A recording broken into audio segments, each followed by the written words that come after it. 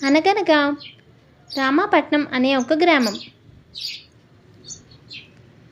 అరవింద్ ఇంటికొస్తూనే, అమ్మా, నాన్నెక్కడా అని అడిగాడు. నాన్నకి జ్వరం వచ్చి పడుకున్నారు అంది తల్లి. కొడుకుని చూసి, ఏమైంది, ఎందుకంత ఆత్రంగా ఉన్నావు అన్నాడు నాన్న. క్వశ్చన్ బ్యాంక్ కొనుక్కోవాలి, 300 ఇవ్వు, రేపు తీసుకురాకుంటే సార్ కొడతారు దిగాలుగా ముఖం పెట్టాడు అరవింద్. 300? ఎక్కడి నుంచి తెచ్చేది? మన పరిస్థితి తెలిసిందేగా. చలి జ్వరం వచ్చి ఇవాళ పనికెళ్ళలేదు. తగ్గిన వెంటనే పనికెళ్ళి తప్పకుండా తెచ్చిస్తాను. అందాక ఓపిక పట్టు నాన్న అంటూ దీనంగా చెప్పాడు తండ్రి. లేదు నాన్న, నాకు ఇప్పుడే డబ్బులు కావాలి అంటూ మంకు పట్టు పట్టాడు అరవింద్. అరవింద్ కాలేజీలో స్నేహితులందరి దగ్గర గొప్పలకు పోయి వాళ్ళకి ఐస్ క్రీమ్ తినిపించి సినిమా కూడా చూపిస్తానని మాటిచ్చి వచ్చాడు. ఇంటికొస్తే డబ్బులు లేవు. ఇప్పుడు ఎలా? డబ్బులు సంపాదించడం అంత కష్టమా? సినిమాల్లో క్షణాల్లో కోటీశ్వర్లు అయిపోతారే, కనీసం 300 సంపాదించలేనా?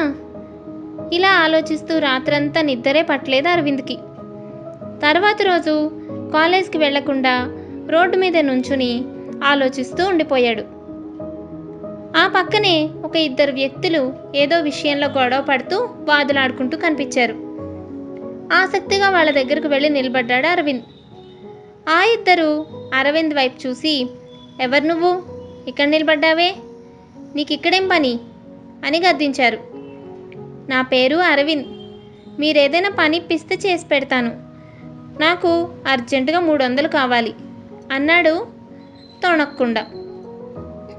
వాళ్ళిద్దరూ, పోలీసుల పహారా ఎక్కువైంది, మనల్ని చూస్తే ఖచ్చితంగా గుర్తుపడతారు, ఈ ప్యాకేజ్ తొందరగా అందజేయాలి, కాబట్టి దీన్ని వీడికిచ్చి వీడి చేత పంపిద్దాం, ఏ సమస్య ఉండదు అన్నాడు ఒకడు నెమ్మదిగా. రెండో వ్యక్తి సరేనంటూ, నువ్వు అడిగినట్లుగానే 300 ఇస్తాం, ఈ ప్యాకేజీ తీసుకుపోయి లీలా భవానీ హోటల్ దగ్గరున్న ఎర్ర చొక్కా వ్యక్తికి అందజేసిరా అంటూ ఏదో ప్యాకెట్ అందించాడు. అరవింద్కు హుషారు వచ్చేసింది. ఓ తప్పకుండా అంటూ ప్యాకేజ్ అందుకున్నాడు. ఎర్ర చొక్కా వ్యక్తిని కలిసి ఆ ప్యాకేజ్ అందిస్తుండగా, పట్టుకోండి వీళ్ళిద్దరిని అని కేకలు వేస్తూ పోలీసులు వచ్చారు. అరవింద్ వణికిపోతూ, నాకేం తెలీదు, ఈ ప్యాకేజీ అందిస్తే 300 ఇస్తానన్నారు, అందుకే వచ్చాను, ఇంకెప్పుడు ఇటువంటి పని చేయను, దయచేసి నన్ను వదిలిపెట్టండి అని పోలీసుల కాళ్ళ వెళ్ళ పడ్డాడు. పోలీస్ అధికారి అరవింద్ను విడిచిపెడుతూ, చూడ్డానికి చదువుకుంటున్న వాడిలా ఉన్నావు, తెలిసి తెలియకుండా ఇలా దొంగలతో చేతులు కలపకు అని మందలించాడు. దొంగల పేరెత్తేసరికి అరవింద్కి చెమట్లు పట్టాయి. ఉసూరుమంటూ తిరుగు ముఖం పట్టాడు. దారిలో ఓ బక్క చిక్కిన మనిషి సరుకుల బస్తాలున్న బండి లాగలేక ఇబ్బంది పడ్డం గమనించాడు. అతని దగ్గరకు వెళ్ళి, ఈ బండి లాగి పెడతాను, నాకు 300 ఇప్పించండి అన్నాడు అరవింద్. నువ్వు బండి వెనక ఉండి గడియారం మార్కెట్ వరకు ముందుకు నెడితే చాలు అన్నాడు ఆ బండివాడు. గుంటలు గతుకులతో అస్తవ్యస్తంగా ఉన్న ఆ దారిలో బండి నెట్టడం అరవింద్కు కష్టంగా తోచింది. తన శక్తికి మించిన పనే అనుకున్నాడు. తోస్తూ అదుపు తప్పి కింద పడిపోయాడు. మళ్ళీ తమాయించుకుని ఎలాగో అలాగా గడియారం మార్కెట్ వరకు బండిని తోసుకుంటూ వెళ్ళాడు. 300 రూపాయల్ని గుప్పెట పట్టుకుని ఇంటి వైపుగా పరిగెట్టాడు. నాన్న పడుకున్న మంచం దగ్గర కూర్చుని తల్లి ఏడుస్తోంది. నాన్నకేమైందమ్మా, ఎందుకు ఏడుస్తున్నావు అని అడిగాడు. వద్దని ఎంత మొత్తుకున్నా వినకుండా పనికి వెళ్ళారు. నీరసంతో కళ్ళు తిరిగి పడిపోయారట. తోటి పనివాళ్ళు తీసుకొచ్చారు. పనికి వెళ్ళకపోతే అరవింద్కు 300 ఎలా ఇచ్చేది, వాడి చదువు ఏమైపోతుంది, అందువల్లే వెళ్ళానని ఒకటే దిగులు పడ్డారు. ఇదంతా అమ్మ చెప్తుంటే అరవింద్కు దుఃఖం తన్నుకొచ్చింది.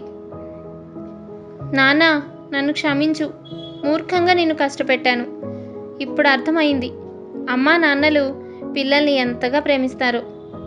ఇక నుంచి మీ కష్టాన్ని వృధా చెయ్యను నాన్న అంటూ నాన్న కాళ్ళు పట్టుకున్నాడు. తన చేతిలో ఉన్న 300 తల్లికిస్తూ బండి లాగి తెచ్చానని చెప్పాడు. తల్లి ఎంతగానో సంతోషిస్తూ, నువ్వు నాన్నని చూస్తూ ఉండవు అరవింద్, నువ్వు తెచ్చిన డబ్బులతో నాన్నకి మందులు తీసుకొస్తాను అని చెప్పి బయటకెళ్ళింది. తృప్తి నిండిన కళ్ళతో నాన్నని చూస్తూ సంతోషంతో ఉండిపోయాడు అరవింద్. ఆ రోజు అరవింద్ డబ్బులు సంపాదించడం ఎంత కష్టమో తెలుసుకున్నాడు. తొందరపాటుతో తెలిసి తెలియకుండా తను చేయబోయిన తప్పు నుండి తనను కాపాడిన భగవంతుడికి ఎంతగానో కృతజ్ఞతలు చెప్పుకున్నాడు.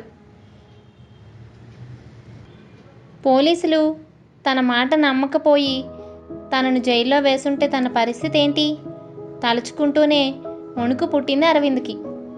ఇకపై ఇలా గొప్పలకు పోయి తండ్రి కష్టాన్ని వృధా చేయకూడదని నిర్ణయించుకున్నాడు. అప్పటి నుండి అరవింద్ కూడా తనకు ఖాళీ ఉన్నప్పుడల్లా ఏదో ఒక పని చేసి సంపాదించి ఇంటికి సహాయంగా నిలిచాడు. కథ నచ్చిందా? అయితే వెంటనే లైక్ చేసేయండి. మీ ఫ్రెండ్స్ అందరికీ షేర్ చేయండి. మరెన్నో మంచి మంచి కథల కోసం మా ఛానల్ని సబ్స్క్రైబ్ చేసుకోండి. మరొక మంచి కథతో మళ్ళీ కలుద్దాం. Bye friends.